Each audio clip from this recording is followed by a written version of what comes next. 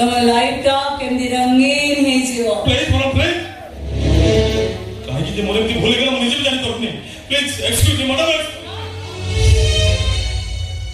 ତମ ସ୍ଥାନ ମୋ ପାଦତଳେ ନୁହେଁ, ତମ ସ୍ଥାନ ମୋ ହୃଦୟ। ମ୍ୟାଡମ୍ ମୋ ମଥାରେ ଛିନ୍ଦୁର ଦେଇ ମତେ ସବୁଦିନ ପାଇଁ ନିଜର କରିନିଅ ପ୍ଲିଜ୍। ନା ମୁଁ ଭରିବି। ବାବାଙ୍କ ନିତ୍ୟ ଦର୍ଶନ ମୁଁ କେବେ କଠାର ହାତ କରିପାରିବିନି। ମୁଁ ଏବେ ଏଠୁ ଚାଲିଯିବି। ଦେଖିବି ତ ମତେ କେମିତି ଅଟକାଇବ। ଏମିତି ଅଟକେଇବି? ସିଧା ଏତେ ଅବୁଝ ହଉଛୁ କଣ ଯେ? ପ୍ଲିଜ୍ ମତେ ନିଜର କରିନିଅ ପ୍ଲିଜ୍।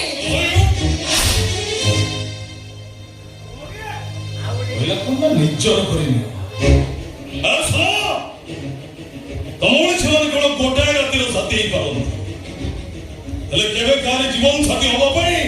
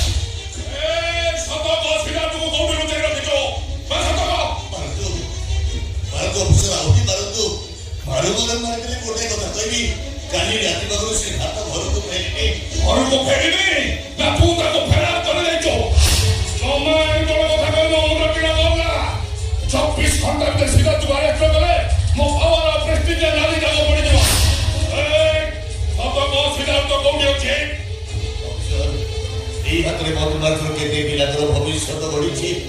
ସବୁବେଳେ ସମସ୍ତ ଗୋଟାଏ କଥା କହି ଆସିଛି, ସତ କହିବାକୁ କିଆ ଡରିବି, ସତ କହି ପଛେ ମରେ ମରିବି। ମୁଁ ସତ କହୁଛି ଅଫିସର, କାଲି ରାତି ପାଖରୁ ସିଧା ତ ଘରକୁ ଫେରିବି। ଆଉ କଣ ମୁଁ ଦେଖୁଛି ସତକୁ ଭଲରେ ମାନିବୁନି। ଆଉ ଏଇଠି ମୁଁ ଆଇଆଇସି ପ୍ରେମାନନ୍ଦ ପାଲ୍ଟା ସେ ସତ କଥା କୋଉ ଢଙ୍ଗରେ ଆଦାୟ କରାଯାଏ ସେ କଥା ମତେ ଭଲ ଭାବରେ ଜଣାଯାଏ। ସତକ ସିଦ୍ଧାର୍ଥ କୋଉଠି ଅଛି?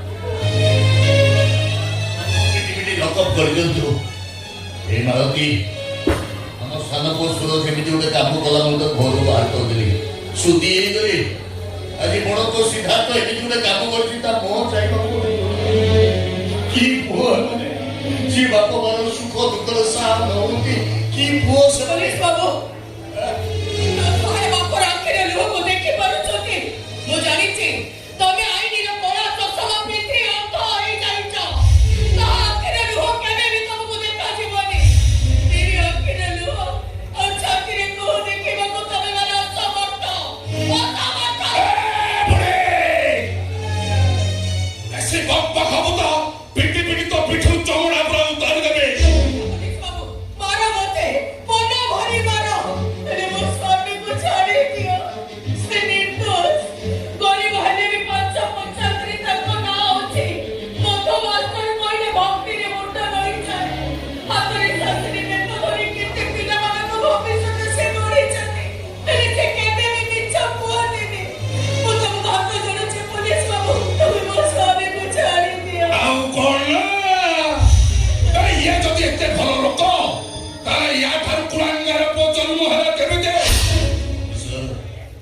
ମୋ ପୁଅ ସିଦ୍ଧାର୍ଥ ଜଣେ ଉଚ୍ଚ ଶିକ୍ଷିତ ଭଦ୍ର ନମ୍ର ସମାଜସେବୀ ପରୋପକାରୀ ସେମିତି କାମ କରିବ କିନ୍ତୁ ବିଶ୍ୱାସ କରୁନି ଆପଣ ମିଛ ଆରୋପ ଲଗେଇ ତାକୁ ଆରେଞ୍ଜ କରିବାକୁ ଚାହୁଁଛନ୍ତି ମୋ ଭଉଣୀ ପ୍ରତୀକ୍ଷାକୁ ଭଲ ପାଉଥିଲା ତାକୁ ହୋଟେଲକୁ ଡାକି ନେଇ ବଳାତ୍କାର କରିଛେ ପୃଥିବୀର ଗତିପଥ ବଦଳି ଯାଇପାରେ ଗୀତା ଭାଗବତ ପୋଥି ପୁରାଣକୁ କେହି ଅସ୍ୱୀକାର କରିପାରେ ହେଲେ ମୋ ପୁଅ ସିଦ୍ଧାର୍ଥ ଏମିତି କାମ କରିବ ଏ କଥାକୁ ମୁଁ କେବେ ବିଶ୍ୱାସ କରିବି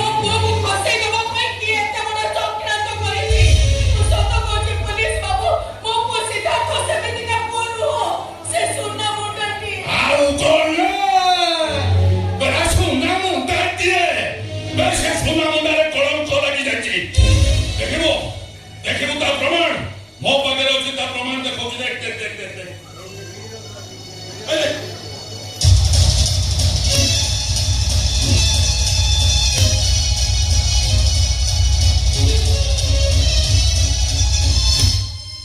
ଏଥର କୁହ ତମ ସୁନାରେ କଳଙ୍କ ଲାଗିଲା କେମିତି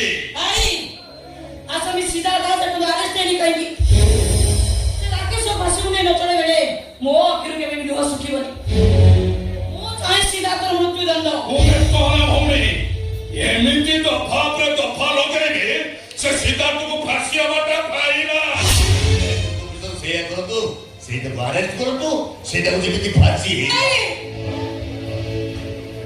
ତମେ ଜଣକୁ ମୋ କୋଳରେ ଚଢ଼େଇ ଦେଇଛ ଆଉ ଜଣେ କରି କିଛି ହେଇଗଲେ ମୁଁ ବଞ୍ଚି ପାରିବିନି ମରିଯାଅ ତମେ ମରିଯାଅ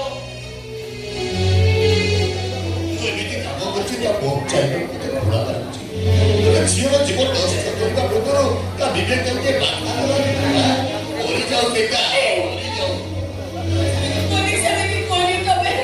ଏ ମା ତୁମ ଝିଅ ପରି ପିଲା ମୁଣ୍ଡରେ ସିଦ୍ଧାର୍ଥ ଯଦି କିଛି ଭୁଲ କରିଦେଇଛି ତମେ କୋର୍ଟ କଚେରୀକି ନ ଯାଇ ମୋ ପୁଅକୁ କ୍ଷମା କରିଦିଅ ମୁଁ ତୁମକୁ କଥା ଦଉଛି ମା ତମ ମନ ଭିତରେ ଯଦି କିଛି ଆପତ୍ତି ନଥାଏ ତାହେଲେ ମୋ ପୁଅ ସିଦ୍ଧାର୍ଥ ତମ ମଥାରେ ସିନ୍ଦୁର ଦବ ତମେ ମୋ ଘରର ବୋହୂ ହବ ସେଇଆ ହଉ କିଏ ହବ ନା କଲା ନା ସେଇଆ ହଉ ନା କଣ କହୁଛୁ ପ୍ରତୀକ୍ଷା ତୁ ସିଦ୍ଧାର୍ଥକୁ ବାହାଘରକୁ ଡାକିଲ ଆରେ ଏଇଟା ଆମ ଭିତର କଥା କମ୍ପ୍ରମାଇଜ ହେଇଯାଉ କଣ ଠିକ ଅଛି ସିଦ୍ଧାର୍ଥଙ୍କ ଟୋପି ସିନ୍ଦୁର ଯଦି ମୋ ସବୁ କଳରେ ଧୋଇଦବ ତାହେଲେ ମୁଁ ଅଲରେଜି କାହିଁକି ମଉସା ସିଦ୍ଧାର୍ଥଙ୍କ ଟୋପି ସିନ୍ଦୁର ମୋ ମଥାରେ ଲାଗିଲେ ମୁଁ ଆପଣମାନଙ୍କୁ ଦେବତା ଆସିନି ବସି ପୂଜା କରିବି ଭଲ ବୋହୂଟି ଆପଣମାନଙ୍କୁ ସବୁ ସେବା କରିବି ତୁଳସୀ ଚୂଡ଼ାରେ ସଜବତି ଦେବି ମୋ ପରିବାର ଶୁଭ ମାନସି ସ୍ୱୟଂ ମାନସିକ କରିବି ମଉସା ଏ ଝିଅଟା ଆପଣଙ୍କ ପାଦ ତଳେ ମୁଣ୍ଡ ପିଡ଼ିତା କୋଉ କୋଣରେ ସ୍ୱୀକୃତି ମାଗୁଥିବ ମାଉସୀ ମୁଁ ଆପଣଙ୍କୁ କଥା ଦଉଛି ମୋ ଭାଇକୁ କହି ଆଜି ହିଁ କେସ୍ ଉଠେଇଦେବି ହେଲେ ଟୋପି ସିନ୍ଦୁର ବିନା ମୁଁ ବଞ୍ଚି ପାରିବି ଏ ଝିଅଟା ଆପଣ ପାଖରେ ହାତ ପତେଇ ତା ଇଜ୍ଜତର ମୂଲ୍ୟ ଶୁଣିଲ ଏ ଝିଅଟା କେତେ ଭଲ ଝିଅ ୟା ପ୍ରତି ଏତେ ଅନ୍ୟାୟ ଅବିଚାର ହେଲେ ବି ସେ କେମିତି ଆମ ଘରର ବୋହୂ ହବା ପାଇଁ ଜିଦ୍ ଧରୁଛି ତମେ ତମ ମନକୁ ବୁଝେଇ ଦିଅ ତମ ମନକୁ ଏ ଝିଅର କଥା ଶୁଣିଲା ପରେ ମୋ ମନଟା ଆପେ ଆପେ ବୁଝି ଯାଉଛି ଏ ଝିଅର କିଛି ଦୋଷ ନାହିଁ ବା ସବୁ ଦୋଷ ହଉଛି ଆମ ସିଦ୍ଧାର୍ଥ ବାବୁ କିଛି ଆପତ୍ତି ନଥାଏ କିଏ ମାଙ୍କର କିଛି ଆପତ୍ତି ନଥାଏ ତାହେଲେ ମାକୁ ମୋ ଘରର ବୋହୂକୁ ନେଇଯିବି ଆସନ୍ତାକାଲି ରାଧାନାଥ ମନ୍ଦିରରେ ମୋ ପୁଅ ସିଦ୍ଧାର୍ଥ ତା ମଥାରେ ସିନ୍ଦୁର ଦବ ଆଉ କଣ ନା ମାଷ୍ଟର ଆପଣ ମୋ ଭଉଣୀକି ଆପଣ ଘରକୁ ବୋହୂ କରିଦେବେ ଗୋଟେ କାମ କରନ୍ତୁ ଏଇଥିରେ ଗୋଟେ ସାଇନ୍ କରିଦିଅନ୍ତୁ ଦିଅନ୍ତୁ ଧରନ୍ତୁ ସାଇନ୍ କରିଦିଅନ୍ତୁ ଆପଣ ମୋ ଭଉଣୀକି ଆପଣଙ୍କ ଘରକୁ ବୋହୂ କରିଦେଲେ ବୋଧେ ସେଇ ତଳେ ଗୋଟେ ସାଇନ୍ କରିଦିଅନ୍ତୁ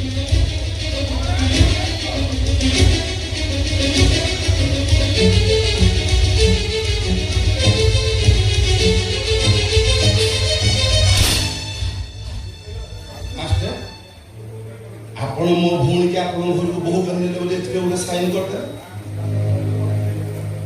ମୁଁ ଆଉ କାହିଁକି ମୋ ଭୁଲଟା ରଖିବି ନା ମୁଁ ଯୋଉ ସିଦ୍ଧାର୍ଥ ବିରୁଦ୍ଧରେ ଯୋଉ ଏଫଆଇଆର ଟା ଲେଖିଥିଲି ତାକୁ ଏଠି ଚିରି ଦଉଛି ଆଉ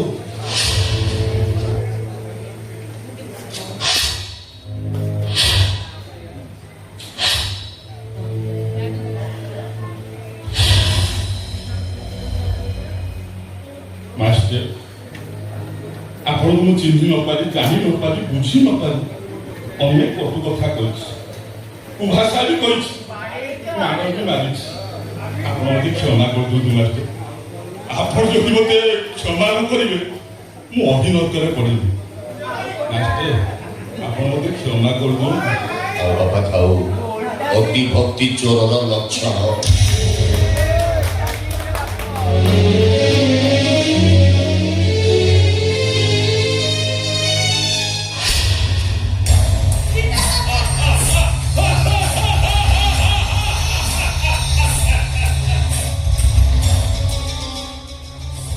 ଆଜିଠାରୁ ମଧୁ ମାଷ୍ଟର ଘରେ ଶନି ଚଳନ ଆରମ୍ଭ ହେଲା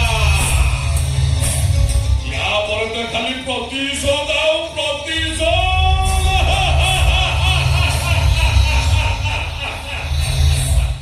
ହେ ପ୍ରତୀକ୍ଷା ସେ ସିଦ୍ଧାର୍ଥରେ କୋଉଠି ଆମ ଲୋକମାନଙ୍କ ଦ୍ୱାରା କିଡନାପ ହେଇକି ଅଛି। ଆଉ କଣ ତ ତାକୁ ଶୀଘ୍ର ରିଲିଜ କର ଗାଡ଼ି ଗୁଡ଼ାକ ଭାଇ ଆମ ପ୍ଲାନ ପ୍ରୋଗ୍ରାମ ଟା କେମିତି ଲାଗିଲା? एकदम झक्कास ଭାଇ ମୁଁ ଏପର୍ଯ୍ୟନ୍ତ ଗୋଟେ କଥା ବୁଝିପାରିନି କୋଉ କଥା ଏଇ ମଧୁ ମାତ୍ର ସହିତ ଆମ ଶତ୍ରୁତାଟା କଣ?